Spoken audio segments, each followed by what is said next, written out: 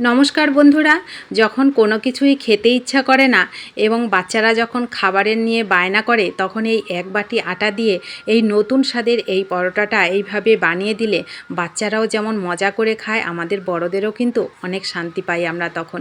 তো সেটাই আজকে তৈরি করব, যেটা আমরা সকাল বিকালে খুব মজা করে খেতে পারবো এবং পরিবারের সবাইকে খাওয়াতে পারবো।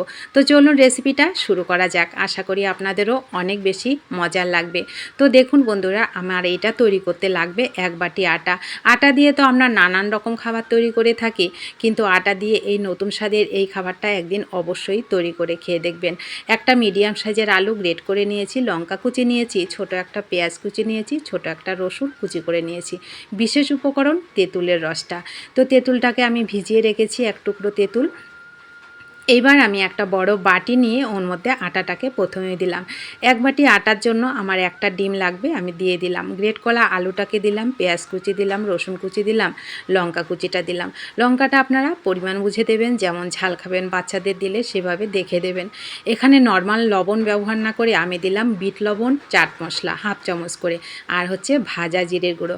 এই তিনটা জিনিস যখন থাকে না, এর ফ্লেভারটাই হয় অন্যরকম, স্বাদটাও হয় অন্যরকম। তার সাথে আবার তেঁতুলের রস, খেতে কেমন লাগবে আপনারা ঠিকই বুঝতে পারছেন। অবশ্যই যদি না খেয়ে থাকেন, একবার এই রেসিপিটা দেখে অবশ্যই তৈরি করে খেয়ে দেখবেন, দারুণ লাগবে। মুখে যখন রুচি ফিরবে, মানে অনেক সময় সর্দি কাশি হলে কিন্তু আমাদের মুখে স্বাদ লাগে না, কোনো কিছুই তখন খেতে ইচ্ছা করে না। এইভাবে একদিন পরোটাটা তৈরি করে খেয়ে দেখবেন, দারুণ লাগবে খেতে। আর বাচ্চাদের টিফিনে যদি দেন, তারা মনে হয় না যে টিফিনটা আর টিফিন বক্সে থাকবে, এত মজা করে ওরা খাবে। সেক্ষেত্রে একটু সস দিয়ে ওদের দিয়ে দেবেন, দেখবেন খুব মজা করে ওরা টিফিনটা খেয়ে খালি টিফিন বক্সটা রিটার্ন করে আপনার হাতে ধরিয়ে দেবে আর বলবে মা আবার তৈরি করো। তো দেখুন আমি আর কিছুই এখানে দিলাম না, এক চামচ শুধু চিনি মিশালাম, আর বিট লবণ, চাট মশলা আর ভাজা জিরের গুঁড়ো এগুলোকে দিয়ে দিলাম। দিয়ে আমি এখানে অল্প অল্প জল দিয়ে এটাকে সুন্দর করে মেখে নেবো। যেহেতু এখানে আটাটা আছে, আটা কিন্তু জলের মধ্যে মাখাতে একটু টাইম লাগে। এই যে আমি বাটিটা নিয়েছিলাম, এই বাটির আমার 2 বাটি জল লেগেছে। তো আমার মাখাটা হয়ে গেল, পাতলা করে ব্যাটারটা অবশ্যই তৈরি করবেন। আরও একটা ডিম নিলাম একটা বাটিতে, এখানে একটুখানি রসুন আর হচ্ছে একটু পেঁয়াজ গ্রেট করে দিলাম, একটু চিলি ফ্লেক্স দিলাম, লবণ দিলাম, ব্যাস ডিমটাকে ভালো করে মেখে রেখে দিলাম। এইবার একটা তাওয়া ভালো করে গরম করে গ্যাসের উপরে এক হাতা করে এইভাবে দেবো, পাতলা করে ছড়িয়ে এটাকে দিয়ে দেবো। এখানে যেহেতু আলু দেওয়া আছে, একটু সেদ্ধ হওয়ার ব্যাপার থাকে, তার জন্য একটু 1 মিনিট ঢেকে রেখে দেবো, গ্যাসটাকে একেবারে লো করে রেখে। তো দেখুন 1 মিনিট পর আমার কিন্তু পরোটাগুলো হয়ে গেছে, উপর থেকে অনেকটা শুকিয়ে গেছে। এইবার আমি যেই ডিমটা মেখেছিলাম ওটা 2 পিঠে দিয়ে দেবো, আর 1 চামচ করে তেল 2 পাশে দিয়ে দেবো। যখন একটা করে উল্টানো দেবো, আর এইভাবে আমি 1 চামচ করে তেলটা দেবো। ডিমটা উল্টানোর সময় একটু সাবধানে উল্টাবেন, নয়তো এইভাবে আমার মতন ছড়িয়ে যাবে।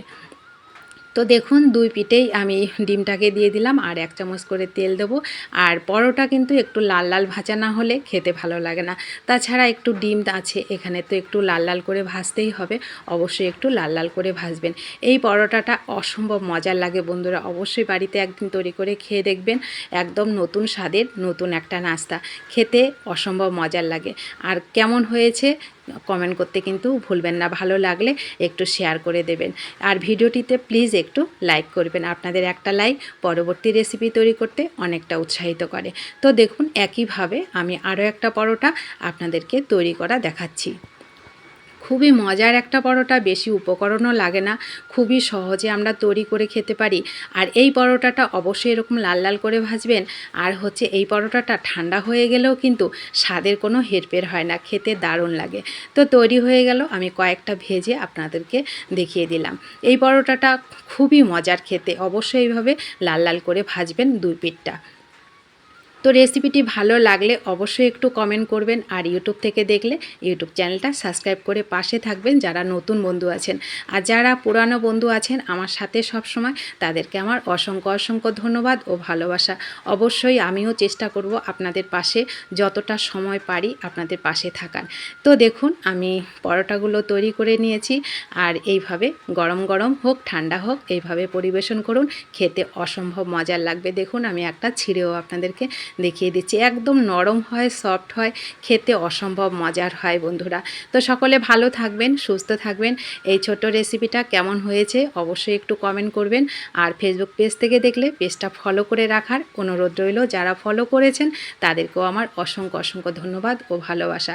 সকলে ভালো থাকুন, সুস্থ থাকুন। দেখা হবে আপনাদের সঙ্গে নতুন কোনো রেসিপিতে। ধন্যবাদ আপনাদের সবাইকে রেসিপিটি শেষ পর্যন্ত দেখার জন্য।